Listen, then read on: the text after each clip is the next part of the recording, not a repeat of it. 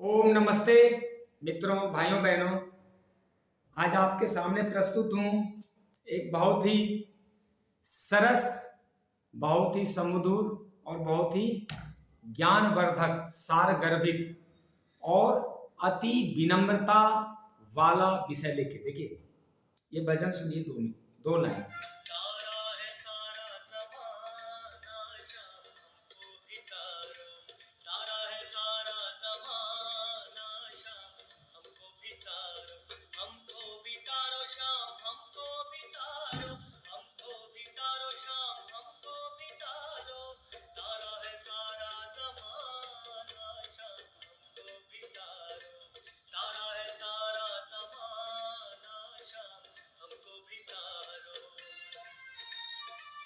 चलिए बात कर लेते हैं।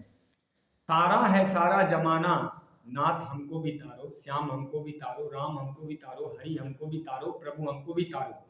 मैंने सुना है आपने अर्जुन को तारा, गीता का करके बहाना, प्रभु हमको भी तारो। मैंने सुना है आपने सबरी को तारा, बेड़ी का करके बहाना, प्रभु हमको भी तारो। मैंने सुना है आपने केवट को तारा, नैया का करके बहाना, नाथ हमको भी तारो। मैंने सुना है प्रभु रावण को तारा, लंका का करके बहाना, नाथ हमको भी तारो। मैंने सुना है प्रभु सबको आपने तारा है, तो हमको भी तारो। देखिए मित्रों, बस इसी एक तारना शब्द का जो विवाद चल रहा है देश में, इस भजन से क्लियर हो जाता है। और भी मैं भजन सुना सकता हूँ, सैकड़ों भजन हिंदुस्तानी भारतीय लोकगीत में, सैकड़ों भजन कीर्तन पद ऐसे हैं, सैकड़ों बोलियां ऐसी हैं जिसमें तारना कहते हैं। हे तारनहार, हे पालनहार, हे खेवनहार, कल्याण कर। एक भजन है, आसन मारी सिंहासन बैठे, पवन पुत्र हनुमाना, बेड़ा पार कीजिए हमको तार दीजिए। अब बताइए, तारना शब्द प्यारा है या अपमान है? एक जातिवादी सोच का व्यक्ति आता है देश में और कहता है मैं लीडर हूं। अरे अव्वल तो आध्यात्म की भाषा गूढ़ होती है, अलग होती है। यह आम जन की भाषा नहीं होती, यह संस्कृत होता है। इसमें सारगर्भिता होती है। इस मुद्दे पे एक आम आदमी को बोलना नहीं चाहिए। किसी गुरु के शरण में, संत की शरण में, उच्च कोटि के योग्य ब्राह्मणों की शरण में जाओ तो जो तुम्हें समझा सके रामायण में क्या लिखा गया है। तारना मतलब, तारना का विवाद इस शब्द से ही क्लियर हो जाता है। ये विवाद नहीं है, बल्कि तारना मतलब प्रार्थना करना है। तारना मतलब क्षमा करना, उद्धार करना, कल्याण करना, उसकी गलतियां माफ कर देना, उसकी भूल सुधार कर देना। तारना मतलब तो शिक्षण कर देना, हे प्रभु इसको तार दीजिए या सुधार दीजिए या इसको क्षमा कर दीजिए, व्हाटएवर। एक तारना शब्द है विवाद का केंद्र, जिसमें आपको इसी बात से समझ में आ गया होगा। तारना मतलब बहुत ही प्रिय शब्द है। तारना मतलब एक विनम्र व्यक्ति ये कह रहा हो कि हे प्रभु मुझे तार दीजिए, कल्याण कर दीजिए। जब भी कोई व्यक्ति अपने आप को मूर्ख कह रहा हो, समझ लीजिए बहुत ज्ञानी है। जो व्यक्ति अपने आप को ज्ञानी कह रहा हो, समझ लीजिए महामूर्ख है वो। यही प्रकृति का नियम है। तो एक समुद्र है जो प्रार्थना कर रहा है और कह रहा है कि हे प्रभु, देखिए मैं आपके सामने ये रखता हूं श्री रामचरितमानस। मैंने पीछे भी एक वीडियो बनाए थे और मैं आपके सामने, देखिए इसमें कह रहा है, सब है सिंधु गही पद प्रभु मेरे केरे, क्षमहुनाथ सब अवगुण मेरे, गगन समीर अनल जल धरनी, इनके नाथ सहज जल करनी। बोला हे प्रभु, हे नाथ मेरे सब अवगुण दोष मेरे क्षमा कर दीजिए। आकाश वायु अग्नि जल और पृथ्वी जो पंचभूत हैं, पंच तत्व हैं, हम सबकी करनी, जो जड़ प्रकृति है उसकी करनी स्वभाव से ही जड़ है। प्रकृति का स्वभाव जड़ है, वो चेतन नहीं है। तो मैं जड़ बुद्धि का एक जीव प्राणी, आप साक्षात नारायण को नहीं परख पाया, नहीं पहचान पाया, नहीं समझ पाया, मुझे क्षमा कर दीजिए हे प्रभु। ये समुद्र की भाषा है और इसको भाषा शब्द दे रहे हैं तुलसीदास जी। गोस्वामी तुलसीदास जी के ऊपर भी आता है। आपकी प्रेरणा से माया ने इन्हें सृष्टि के लिए उत्पन्न किया। सब ग्रंथों ने भी यही गाया है, जिनके लिए स्वामी की जैसी आज्ञा होगी वह उसी प्रकार से रहने में सुख पाता है। प्रभु ने अच्छा किया जो मुझे शिक्षा दी, मुझे धमकाया, मेरा कल्याण किया। जीवों की मर्यादा भी आपकी बनाई हुई प्रभु, हम समुद्र हैं, हमारी जड़ता आपकी बनाई हुई, आपने पंच तत्वों को व्यवस्थित कर रखा। अगर मैं सूख गया, आपको रास्ता दे दिया, तो फिर मैं चेतन नहीं हो जाऊंगा? मैं तो प्रकृति हूँ, जड़ हूँ। दूसरी बात, इतने पशु जो जीव जंतु मेरे अंदर, करोड़ों करोड़ों अरबों जीव जंतु जो जिंदा है, वो मर जाएंगे। तीसरी बात, असंतुलित हो जाएगा। मैं जड़ प्रकृति का जीव हूं, मैं आपको कैसे पहचान पाऊंगा? तो अपनी लघुता बताता है। देखो, वो विद्वान है, इसलिए अपनी लघुता वर्णन कर रहा है। और प्रभु, उसने कहा, प्रभु ढोल गवार शूद्र पशु नारी सकल तारना के अधिकारी। हे प्रभु ढोल। अब मैं आता हूं कि ढोल क्या होता है। देखिए, ढोल एक वाद्य यंत्र होता है जिसको बजाने से पहले हम थोड़ा टाइट करते हैं, कसते हैं, उसके तार को खींच देते हैं ताकि आवाज दे सके। अगर हमने उसको नहीं कसा, ठीक नहीं किया, सुधार नहीं किया, तो उसकी आवाज सुनने लायक नहीं होगी, धबर धबर करता है। और जब इसको कस दिया जाता है, सुधार दिया जाता है, तो सुंदर, मधुर और संगीतमय आवाज निकालता है। दूसरा है गवार, गांव के सरल हृदय व्यक्ति, सरल हृदय मन जन, जो भी कह लीजिए, जो अति सरल हैं, वो गांव के हैं, इसलिए उसको गवार कहा गया। शहर के रहते हैं सहार कहा जाता। गवार कोई बुरा अपमानित शब्द नहीं है। गांव में, हम भी गांव में रहते हैं, हम गवार थे, अभी भी गांव जाते हैं, गवार ही है, घूमते रहते हैं, ऐसे पशुओं के साथ खेलते रहते हैं खेतों में। तीसरा कहा गया शुद्र। देखिए, शुद्र जो है ना, बहुत ही उच्च कोटि का शब्द है, इसमें कोई अपमानजनक नहीं है, ये देह की जाति की बात है। शुद्र मतलब होता है लघु, छोटा, निम्न, जिसकी बुद्धि छोटी है, जो जड़ जीव है, जिसने अपनी चेतना को विकास नहीं दिया है, जिसने अपने आप को पहचाना नहीं, जो शिक्षित नहीं है, जो देह के तल पे जीता है।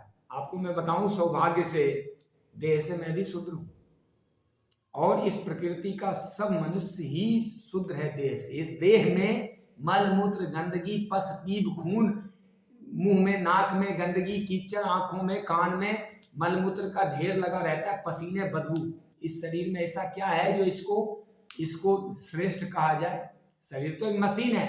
अब मशीन सब शूद्र ही होता है। शूद्र मतलब लघु, नीच, छोटापन, जिसमें क्षुद्रता हो, शूद्र मतलब क्षुद्र, एक ही बात है। जिसमें छोटापन है वो शरीर, तो शरीर तो छोटा है, शरीर का तो काम एक मशीन जैसा है। अभी देखिए, इसमें आगे बढ़ते, पशु। पशु मतलब पास या बंधन में बंधा हुआ। पशु मतलब एक सीमा से जो ऊंचा नहीं उठ सकता, एक सीमा से नीचा नहीं गिर सकता।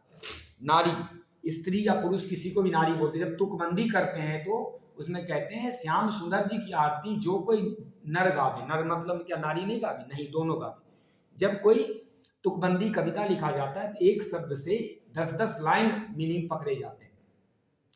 तो नारी मतलब नर नारी सब कुछ। अब 3 शब्दों का झमेला है सारा, और मैं चाहता हूं ये विवाद खत्म हो जाए, खत्म ही ना हो जाए, लोगों को सही सही समझ आ जाए कि इसका मतलब क्या है। तारना मतलब आप समझ गए, तारना मतलब होता है कल्याण करना। तारना मतलब प्रभु मेरे अपराध क्षमा कर दें, मुझे तारें, हे नाथ मुझे तार दें। मैंने सुना है प्रभु आपने अहिल्या को तारा, पत्थर का करके बहाना, नाथ हमको भी तारो। तो तारना कितना प्रिय शब्द है। और ये जो लाइन है, ढोल गवार शूद्र पशु नारी सकल तारना के अधिकारी, ये तो इतना महान वाक्य है, ये इतना महान चौपाई है, इतना बड़ा चौपाई, इतना ज्ञान वर्धक है, इतना विनम्र है। एक जड़ जीव अपने नारायण के सामने घुटने के बल होके विनती कर रहा है, हे प्रभु मेरे अपराध क्षमा कीजिए, मैं तो अज्ञानी हूं। इसका मतलब समुद्र विद्वान था, और गोस्वामी तुलसीदास जी ने भी बहुत विद्वता से इस वाक्य को लिखा है। इसमें मैं भूरी भूरी प्रशंसा करता हूं, इतना सुंदर लिखा है उन्होंने। ढोल गवार शूद्र पशु नारी, मैंने ब्रह्मणत्व अपने कर्मों से प्राप्त किया। हिंदुओं में कभी भी सनातन धर्म में जाति व्यवस्था थी नहीं, वर्ण व्यवस्था सब दिन था, और वर्ण परिवर्तनशील है। अब ये बताएं, शूद्र जो कहा गया, लघुता, छोटापन, वाल्मीकि जी कौन थे? रविदास कौन थे? कबीर कौन थे? इतने हमारे जो संत महात्मा हुए, जन्म से सब शूद्र थे और कर्म से सब ब्राह्मण थे। यहां तक कि जो विश्वामित्र जी वो क्षत्रिय थे, पहले, बाद में वो ब्रह्मणत्व को प्राप्त हो गए। परशुराम जी खुद क्षत्रिय थे, बाद में ब्रह्मणत्व को उन्होंने प्राप्त किया, उग्र ब्रह्मणत्व, उग्र ब्रह्म। उसमें भी कई गुण धर्म होते हैं, मैं आगे और थोड़ा चर्चा करूंगा। तो शूद्र मतलब समझ गए छोटा, जिनकी चेतना निचले स्तर पे है, जिसका मन ब्रह्ममय हो गया, ब्रह्म मन, ब्रह्म समान जिसका मन। भगवान राम ने सबरी को बताया है, माता सबरी को, कि सबरी आठम मोहि में सब जग देखा, मोह से संत अधिक कर लेखा। आठवीं भक्ति ये है सबरी, नौ भक्ति है। आठवीं भक्ति उन्होंने स्वयं राम ने बताया है कि आठवीं भक्ति है कि मेरे समान ही सारा जगत को देखना, मेरे स्वरूप को सब में देखना, सारा सिया राम में सब जग जानी, सारा जगत को सिया राम से परिपूर्ण देखना। मैंने ही रोल निभाए हैं अलग अलग रूपों में, और संतों को मुझसे अधिक जानना। संत ना हो तो संसार जल के मर जाए, लड़के मर जाए, आपस में ही सब बर्बादी कर ले। संतों को मुझसे भी अधिक जाना, भगवान के साक्षात प्रतिनिधि होते हैं संत। तो जिसका मन ब्रह्ममय हो गया, ब्रह्म मन, वो हो गया ब्राह्मण। अब ब्राह्मण का बच्चा यदि वो कर्म से शूद्र है तो शूद्र है, कर्म से व्यापारी है तो व्यापारी है, कर्म से क्षत्रिय है क्षत्रिय। कोई जरूरी नहीं कि देह की जाति से आपके वर्ण की जाति तय हो। वर्ण तो तय होता है आपके कर्म और शिक्षा से। शिक्षा और कर्म जब दोनों मिलते हैं तो वर्ण बनता है। जन्म से सब शुद्र होते हैं, 11-12 वर्ष बाद ही सब संस्कार करते हैं, तो वो कोई दूसरा स्वरूप में आता है। ऐसे तो सब बच्चा शुद्र है, जन्म के साथ सब शुद्र है। हम शुद्रता से ही जन्म होते हैं, क्षुद्रता लघुता, उसमें काम ऊर्जा से जन्म होता है, राम ऊर्जा तो विकसित होकर बनता है, शिक्षा और कर्म। अब जो तीसरी बात है, दूसरी बात क्षत्रिय। क्षत्रिय मतलब जो क्षेत्रपाल है, क्षेत्र की सुरक्षा करते हैं, प्रशासन करते हैं, उसकी देखरेख करते हैं, उसमें अन्न उपजाते हैं, प्रशासन व्यवस्था संभालते हैं। तीसरा है वैश्य। वैश्य मतलब व्यापार प्रबंधन, इधर का सामान लेना उसको देना, मतलब लेन देन, एक्सचेंज, ट्रांजैक्शन, आपस में अदला बदली जो करते हो वैसे। शूद्र कौन है? सेवा जो करते हैं, जो लीड नहीं कर सकते समाज में, कोई स्पेशल काम नहीं कर सकते, तो उनको सेवा का कार्य में लगा लो। देखिए, यदि मैं जॉब करता हूं, नौकरी करता हूं, तो मैं शूद्र हूं आज के हिसाब से। यदि प्रशासनिक व्यवस्था में, या मैं नेता हूं, राजा हूं, सीएम पीएम हूं, या मंत्री हूं, या प्रशासन में एडमिनिस्ट्रेटर हूं, तो मैं क्या हूं? मैं क्षत्रिय हूं। और यदि मैं क्लर्क हूं, लेखा जोखा, पढ़ाना लिखाना ये सब करता हूं, तो मैं ब्राह्मण हूं। और यदि सेवा कर रहा हूं, शूद्र हूं। यदि मैं दुकान मकान, बिजनेस, व्यवसाय, लेन देन, ये खेती बाड़ी जो कर रहा हूं, ये सब वैश्य का काम है। दरअसल बात क्या है? बात को बतंगर बनाना ही, क्योंकि समाज को जब तक बांटेंगे नहीं, वोट लेंगे कैसे? और गरीब जनता, कम पढ़ी लिखी जनता, शास्त्रों की भाषा समझती नहीं, और इनको अब ये बताइए जातिवादी कौन है? ये नेता जो जातिवाद की चर्चा करते हैं, या वो व्यक्ति, वो संत जो जिन्होंने लिखा है, उन्होंने जाति की चर्चा ही नहीं करी। जाति तो मानव जाति होती है, पशु जाति होती है, पेड़ पौधों की जातियां होती है, नदी समुद्र की जातियां होती है, गौ की भी जातियां होती है। एक 400-400, 500-500 प्रजातियां गौ होती है। कीट पतंगे, मच्छर मक्खी तब अलग अलग जातियों की होती है। मनुष्यों में भी कई जातियां होती हैं, लेकिन वो वर्ण 4 ही होते हैं।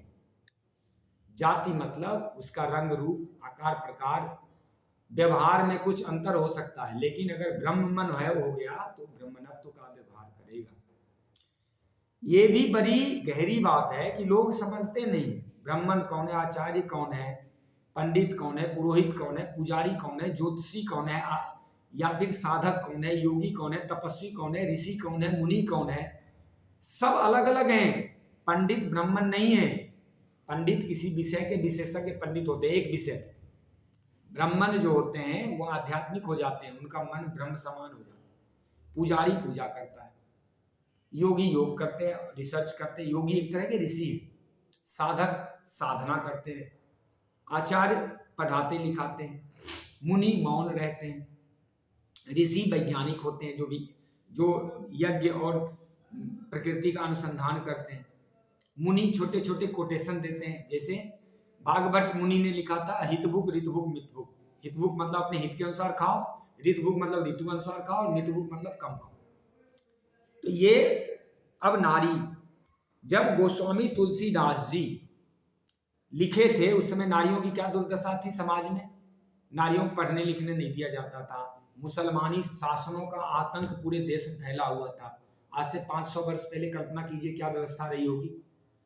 जब बाबरों और औरंगजेबों का राज हुआ करता था, उससे पहले तैमूर लंग और ये अब्दाली और गजनी जैसे लोगों का आक्रमण हुआ करता था। महिलाओं की दुर्दशा तो थी ही ना उस समय। फिर दूसरी और बात है, चलो वो भी छोड़ दो, नारी जो होती है स्वभाव से ही श्रद्धा प्रधान होती है। उनमें नारी में थोड़ा सा संसार ज्यादा होता है, संन्यास कम होता है, आध्यात्म कम होता है, धर्म और शक्ति ज्यादा होती है।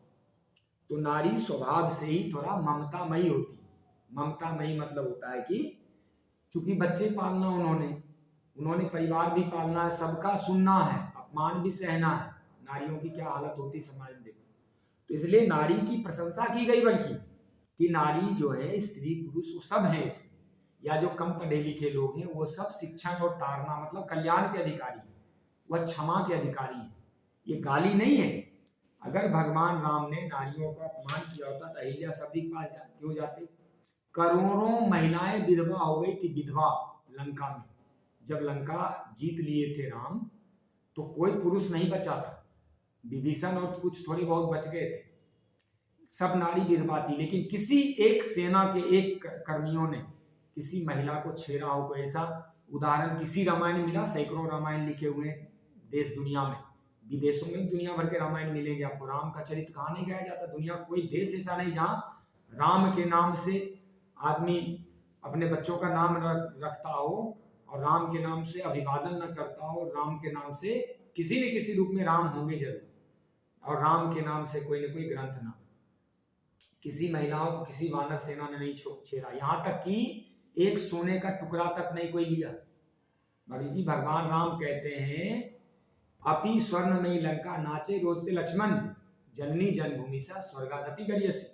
वो केवटों के पास जाते हैं, भिल्लियों के पास जाते हैं, वह कील करार वनवासी आदिवासी गुम और सारे जंगलवासियों की इकट्ठा करके, बानर रीछ भालू इकट्ठा करके सेना बना के और उनको शक्ति देते। अयोध्या में एक धोबी के कहने पर माता सीता अयोध्या छोड़ जाती। अगर वो जातियों का अपमान करते तो उसकी गर्दन पहले काटते। कुछ नहीं है, दिमाग में कीड़े भरे हुए हैं, आपने समझना ही नहीं है, बदमाशी तुमने करना ही करना है। ऐसे ऐसे जातिवादी गधे मूर्ख जब मंत्री और नेता बन जाएंगे तो समाज का दुर्दशा तो होना ही है। तारना मतलब बिगाड़ के और उसको अपमानित किया इन्होंने। ये जातिवादी नेताओं ने ही अपमानित किया है इन अपनी जातियों को। शूद्र और ब्राह्मण क्या होता है, कर्म और वर्ण होता है। जब तुम्हारे कर्म ही खराब है तो तुम तो क्षुद्र हो ही। क्षुद्र मतलब तुम्हें दिख रहा है कि तुम क्षुद्र हो।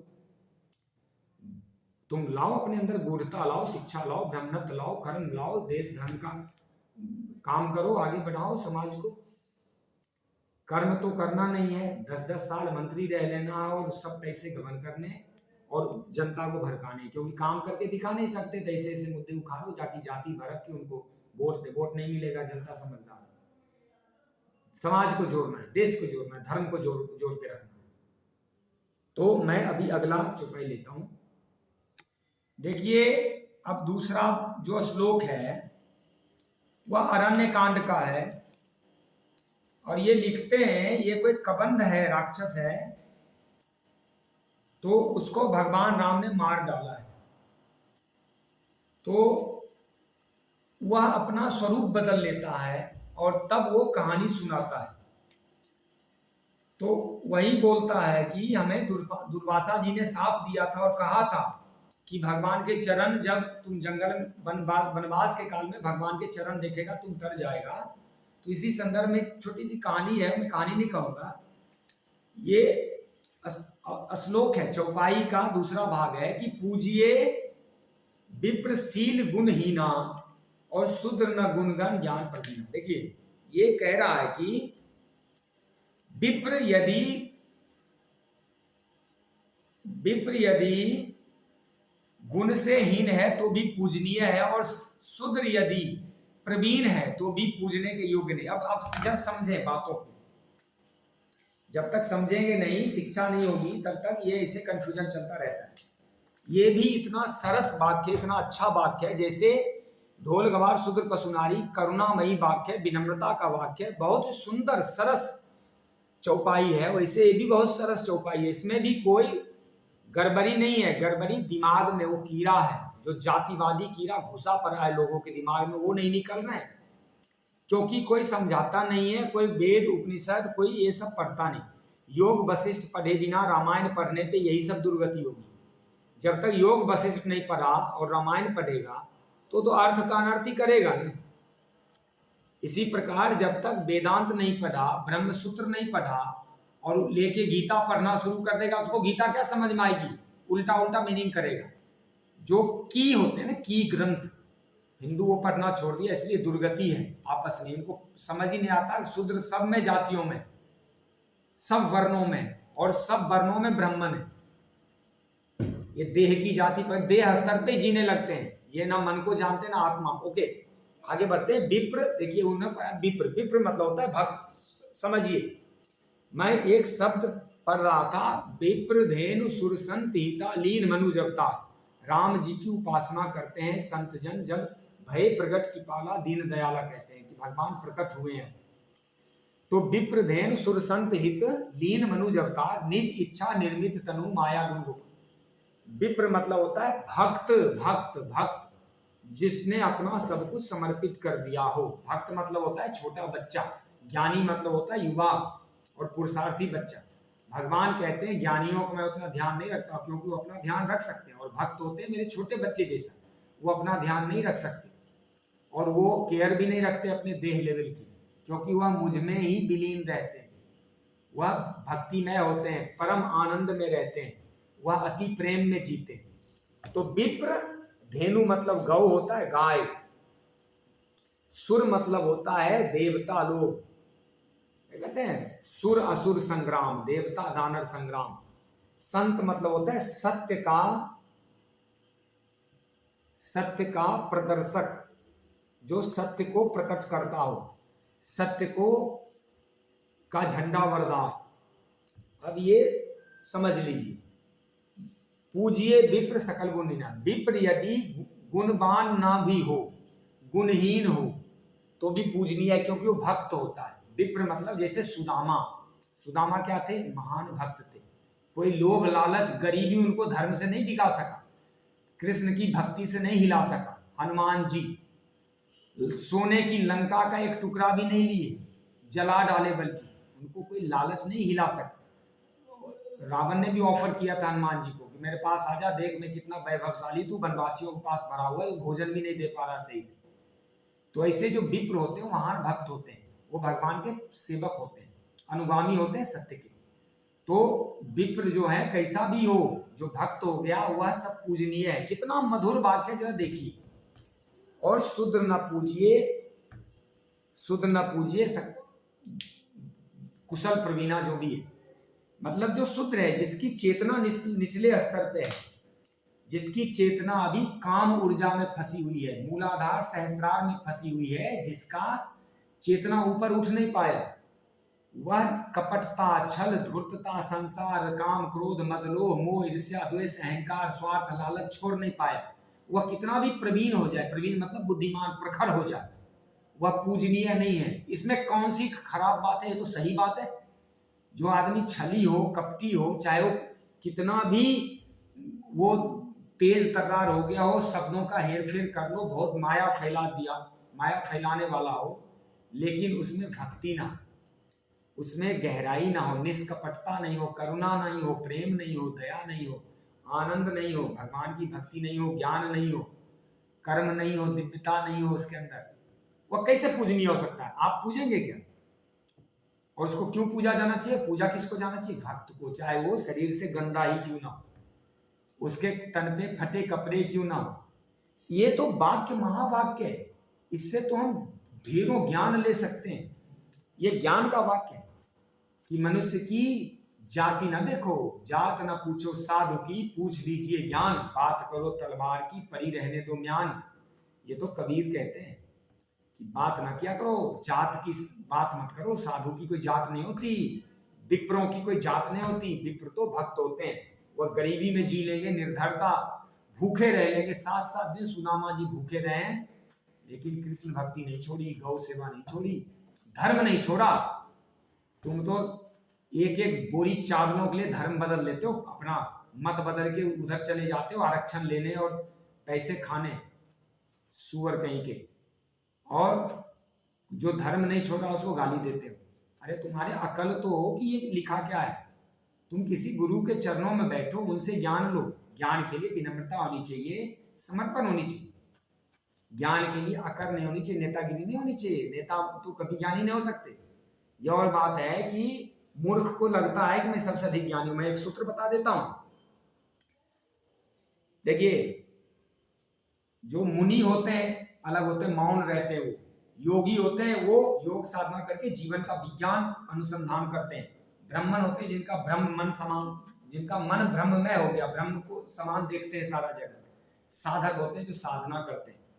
ऋषि होते हैं जो वैज्ञानिक हो चुके हैं। विज्ञान वो बहुत कम मिलते हैं समाज में, वो अकेले एकांत रहते हैं। पंडित होते हैं किसी एक विषय के मर्मज्ञ होते हैं। ज्ञानी होते हैं जिनके अंदर ज्ञान है लेकिन कर्म भक्ति अभी नहीं आई। सारे शास्त्र 3 बातें कहते हैं, ज्ञान कर्म भक्ति, ज्ञान कर्म भक्ति। भगवान भी कहते हैं ज्ञान कर्म भक्ति। ज्ञानी अति प्रिय है उनको, लेकिन उससे ज्यादा प्रिय है जो कर्तव्य परायण है। और तीसरा, मुझे भक्त उससे भी अधिक प्रिय है, क्योंकि भक्त जो है अपना केयर नहीं कर पाता, वो मेरे लिए बच्चों के समान होता है। इसी तरह पुजारी होते हैं, पूजा करते हैं। आचार्य होते हैं, वो पढ़ाते लिखाते हैं, वह विषय और अपने शास्त्रों का ज्ञान देते हैं। तपस्वी होते हैं, वो तप करते हैं, वो कठोर मेहनत करते हैं। ये जो जितने वैश्य हैं, व्यापारी, ये सब तपस्वी हैं, कठोर परिश्रम करके। और जो सेवा दे रहे हैं, सर्विस जो सेवा दे रहे हैं, नौकरी पेशा, वो भी तपस्वी हैं, वो तप करते हैं ताकि आप लोगों की रोजी रोटी चल सके। तुम खा रहे हो, दूसरों के धन पे पल रहे हो, मेहनत हम कर रहे हैं, और तुम नेता लोग खा रहे हो, सारे पेंशन उठा रहे हो, बदमाशी कर रहे हो ऊपर से। मुमुक्षु होते हैं जिनमें अंदर जिज्ञासा होती है मोक्ष के लिए, जिनकी जिज्ञासा होती है। धर्म अर्थ काम मोक्ष 4 गतियां हैं। हम सबका जन्म 3 कामों के लिए होता है, वो ज्ञान प्राप्ति, आत्मज्ञान, दूसरा धर्म स्थापना, और तीसरा मोक्ष। मुमुक्षु वो होते हैं, यदि धर्म की स्थापना नहीं हुई तो पाप की स्थापना, अधर्म की स्थापना होगी, तुम्हारा जीना मुश्किल हो जाएगा।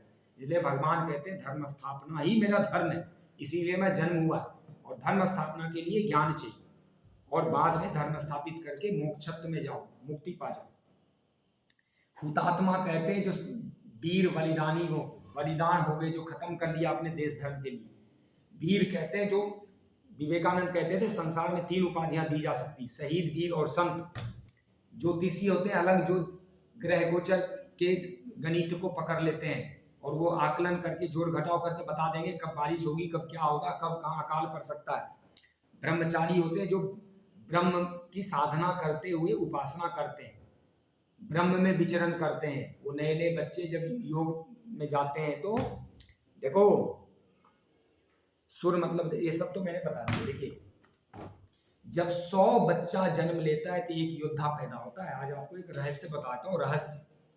100 बच्चा जन्म लेने पे एक योद्धा पैदा होता है, लड़ाकू होता है, देश धर्म के लिए लड़ सकता है, समाज के लिए गलत कामों के खिलाफ लड़ सकता है, अत्याचार, अन्याय, अधर्म, अनीति, कुकर्म के खिलाफ लड़ सकता है।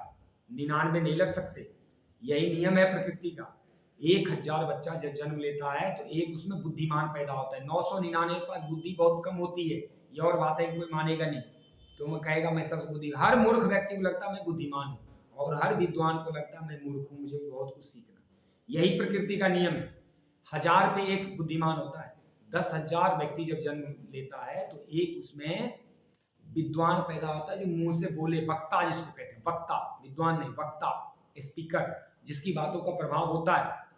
इसी प्रकार 1 लाख व्यक्ति जब जन्म लेता है तो एक दानी पैदा होता है, जो लुटा सके, दान कर सके, जिसमें त्याग करने की क्षमता हो। इसी प्रकार 10 लाख व्यक्ति जब पैदा होता है, 10 लाख में एक संत पैदा होते हैं, जो सत्य को आगे ले जा सके, जो सत्य को आगे बढ़ा सके, जो सत्य को जी सके, उनको संत कहते हैं। संत ना हो संसार में तो सत्य ही मिट जाए।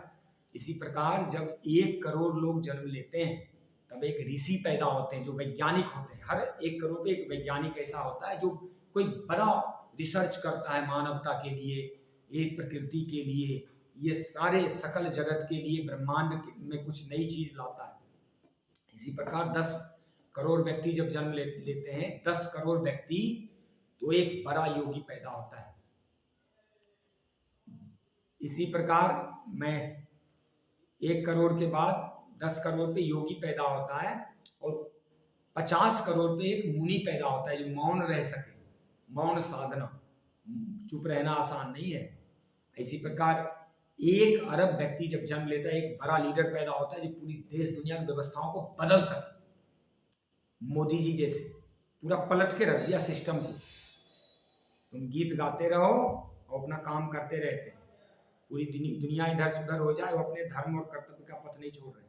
बाबा रामदेव जैसे, स्वामी रामदेव जी महाराज देखो, नित्य कई वर्षों से लगातार अनवरत चल रहे हैं अपने योग पथ के पथिक, और देश धर्म के लिए, समाज, मानवता, हमारे आने वाली पीढ़ियों के संतानों के लिए काम कर रहे हैं।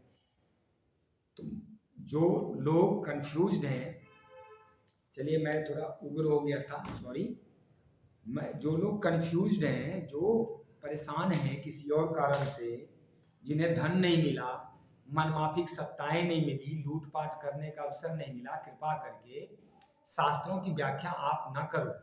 शास्त्रों की व्याख्या तो शास्त्रज्ञ को करने दो, ज्ञानियों को करने दो, जो योगी हैं, ऋषिजन हैं, जो पढ़ते लिखते हैं इसको, जिन्होंने अध्ययन किया है रहस्य, जिन्होंने रिसर्च किया, उनको बताने दो। समाज के वो प्रदर्शक होते हैं, वो संरक्षक होते हैं, वो सत्य के प्रकट स्वरूप होते हैं, वो ईश्वर के प्रकट स्वरूप होते हैं। उंगली घुसेरने की जरूरत नहीं है। जिस विषय के जानकार ना हो, मैं अर्थशास्त्र का जानकार नहीं हूं, अर्थशास्त्र में डिबेट होगा, मैं क्या बोलूंगा, मैं क्यों बोलूंगा। यहां देखता हूं टीवी पे गधे गधे मूर्ख, निम्न किस्म के, जिनकी चेतना और जिनकी विद्वता बिल्कुल निम्न किस्म की, आता जाता कुछ नहीं, आके टीवी पे ज्ञान बांट रहे हैं। अपमानित किया गया, किसको अपमानित किया गया? सम्मानित किया गया। शूद्र कहा गया सम्मान का, शूद्र सम्मान का भाव है। देह के स्तर पे जीने वाला सब शूद्र है, चाहे कोई भी। और जो इनका मन ब्रह्म में हो गया वो ब्राह्मण है। जो लड़ाकू हो गया, फाइटर हो गया, जो सैनिक हो गया, वो सब क्षत्रिय है। और जो सब हम सब व्यापार कर रहे हैं जिस स्तर पे, और हम सब ये कई बार बनते हैं, हम हर दिन शूद्र बन रहे हैं, हर दिन ब्राह्मण बनते हैं, हर दिन क्षत्रिय बनते हैं, हर दिन वैश्य बनते हैं। बताओ कब नहीं बनते? हमारा रोल अलग अलग हो जाता है। तो अगर ना जानो तो कृपा करके पूछो। राम जैसा मनुज अवतार नारायण का करोड़ों अरबों वर्ष में एक बार होता है। राम ने सिर्फ कल्याण किया है, मानव, पशु, पक्षी, राम राज्य पर। जरा राम राज कैसा था? दैहिक दैविक भौतिक तापा, राम राज नहीं काहू व्यापा, सब नर करहि परस्पर प्रीति, चलहि स्वधर्म सुरक्षित नीति। सब अपने अपने धर्म का पालन करते थे, यहाँ तक कि शेर और बकरी एक घाट में पानी पीते थे। ब्राह्मण, क्षत्रिय, वैश्य, शूद्र सब अपना अपना कार्य करते थे। कोई विवाद, कोई आपस में युद्ध नहीं था। अयोध्या मतलब ही था जहां युद्ध ना हो, अवध मतलब जहां बद्ध ना हो। जरा समझो चीजों को। बाएं बाएं बाएं बाएं बाएं बाएं करके देश धर्म का, समाज का, बच्चों का अपमानित न किया करो। मौर्य और ये चंद्रशेखर जैसे पापी, कुटिल, छली, कपटी, धूर्त, अज्ञानी, मूर्ख को मैं बता रहा हूं। ये बताना जरूरी है, क्योंकि जब तक तुम्हारी क्षुद्रता जाएगी नहीं ना, दिव्यता आएगी नहीं। मानव जीवन क्षुद्रता से दिव्यता की यात्रा है। अपमानित तुम कर रहे हो शूद्र समाज को, शूद्र को नहीं, वो शूद्र है ही नहीं, वो ब्राह्मण है। उसमें लाखों लोग ब्राह्मण है, लाखों लोग क्षत्रिय है। देह की जाति होती है क्या? ये मौर्य और चंद्रशेखर, ये पापी समाजवादी जब जो बोल रहे हैं, ये सब समाज को अपमानित कर रहे हैं। अपमानित तुमने किया, तुलसीदास जी महाराज ने नहीं। तुलसीदास जी महाराज ने तो सम्मानित किया है। जरा अकल हो तो तुम समझ पाओ। तुम्हें तो गाली देना है, बहाने मारना है, 2-3 बातें पकड़ ले। शंभू को बद, सीता को निकाला नहीं। सीता ने धोबी का मान सम्मान रखने के लिए खुद अयोध्या छोड़ दिया था उन्होंने। एक गर्भिणी स्त्री जंगल में जाके निवास करती हैं और धर्म की मर्यादा करती हैं, राज्य की सुरक्षा करती हैं। तो राज्य टूट सकता है। एक आदमी मुंह खोला, कल को सब मुंह खोलेंगे। उस समय तो जाति को क्यों नहीं मार दिया? अगर राम ऐसे जातिवादी होते। राम ने तो हमेशा ब्राह्मणों को मारा है। रावण कौन था? ब्राह्मण था। दुर्योधन कौन था? कौन था? सब जगह देखो ब्राह्मण और क्षत्रिय को ही उन्होंने मारा है, एक भी शूद्र को नहीं मारा उन्होंने। कब मारा उन्होंने? शूद्र को तो प्रेम किया, सबको साथ लेके चले, वनवासी जंगली जातियों को उनको शिक्षित किया है, उनको धर्म के व्यवहार करना सिखाया। हनुमान जी कौन थे? शूद्र थे, वनवासी, वानर, वन में रहने वाले नर थे, वेद के विद्वान थे, वो तो शूद्र, शरीर से शूद्र थे और मन से वो योगी थे। 8 सिद्धियां 9 निधियां उनके पास थी। हनुमान जी योगी थे। रामायण जैसा दुनिया में कोई काव्य ना मिले, कोई महाकाव्य, कोई ग्रंथ ना मिले जिसमें इतने ज्ञान, कर्म, भक्ति, प्रेम, आनंद, करुणा, सेवा, सहयोग, समृद्धि, गंगा बह रही समृद्धि की। राम राज्य में कोई भी ऐसा मनुष्य नहीं था जिसका घर का एक चौखट सोने का ना हो, जिसके पास संपत्ति ना हो, एक तालाब ना हो, पशु ना हो, व्यापार ना हो, खाने पीने की भरपूर सुविधा ना हो, बगीचे ना हो। पढ़ो जरा, आता जाता कुछ नहीं, भौं भौं करते हो पशुओं जैसे। तुम पास में बंधे हुए मनुष्य हो, समाज को भड़का रहे हो और खत्म, अपना ही विनाश करोगे। राम के ऊपर गाली, अपमानित, और तुलसीदास जी जैसे संत को अपमानित करके गाली गलौज देके तुम तो अपना ही विनाश करोगे। ठीक ही है, जल्दी हो जाएगा, क्योंकि जब खुरचोगे कोई चीज, कोई खोदोगे तो उसमें से रत्न ही निकलेगा, विष तो निकलेगा। समुद्र मंथन करोगे तो अमृत भी निकलेगा, और जब अमृत फैलेगा तो विष को तो महादेव नष्ट कर ही देंगे, चाहे जैसे करें। जातिवादी कौन है? जातिवादी वो है जो केवल जाति पाति फैलाता है, जिसके दिमाग में जाति होते हैं, कोई काम करना नहीं। अच्छा, उसको वोट देने वाले भी जातिवादी होते हैं। अपराधी कौन होता है? जो वोटर, जो उसको वोट देके अपराधियों को जिताता है, वो अपराधी होता है। समाज जैसा होता है वैसा नेता होता है। उसको वोट किसने दिया है जीतने के लिए? ऐसे बकवास करने का वोट किसने दिया? जनता ने दिया। तो आप जैसे रहोगे ना, वैसे आपके नेता होंगे, वैसा ही आपके संतानों के लिए व्यवस्था उपलब्ध हो पाएगी। अच्छे बनोगे तो आपके नेता अच्छे होंगे, फिर देश अच्छा होगा, धर्म अच्छा होगा, व्यवस्थाएं अच्छी होगी। तो जनता को ही सचेत होना है, जनता को ही शिक्षित होना है, जनता को समझदार बनना है, नेता तो ना बने। क्योंकि इनको वोट देने वाला जैसा है वैसी भाषा बोल के ये आपके अंदर तहलका मचाते हैं, बांटते हैं, और अलग अलग छिन्न भिन्न करके बांटो और राज करते हैं। जय जय सिया राम, हर हर महादेव। आप सबों का कल्याण हो, हमारे भारत देश की खूब समृद्धि हो, महान बने, अखंड बने, और इसके आने वाली जो पीढ़ियां हैं, हमसे अच्छा जीवन, हमसे अच्छा व्यवस्था, हमसे अच्छा सुख सुविधाएं और धर्म की व्यवस्था बना के रखें। जय श्री राम, आपका कल्याण।